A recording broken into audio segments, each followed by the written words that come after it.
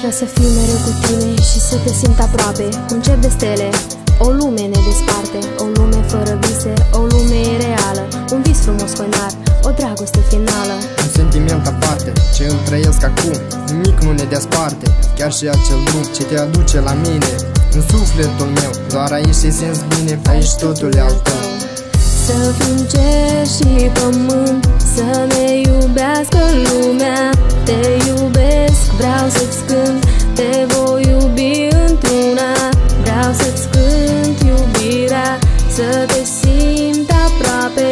Steaua mea și a ta, să o privim în noapte. Vreau să fii cu mine, vreau să fii aproape, să fiu lângă tine orice zi și noapte. Să-ți văd chipul tău drag, plin de fericire, să mă nasc către cer, să zbor către tine.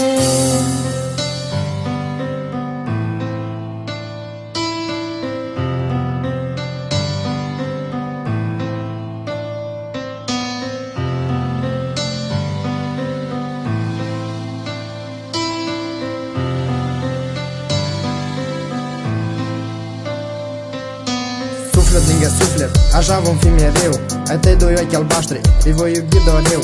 Iar buzele flămânde, după al tău sărut, vor rătăci în noapte, ne dorim nimic mai mult. Ești cerul și pământul, ești astrul meu ceresc, la tine mi-este gândul, de tine te iubesc. Vom fi îngeri trecuți într-o altă lume, vor rămâne în veci, doi, într-un singur nume. Să fim cer și pământ, să ne iubească lumea. Te iubesc, vreau să-ți cânt, te voi iubi într-una. Vreau să-ți cânt iubirea, să te simt aproape. Steaua mea și a ta, să o privim în noapte.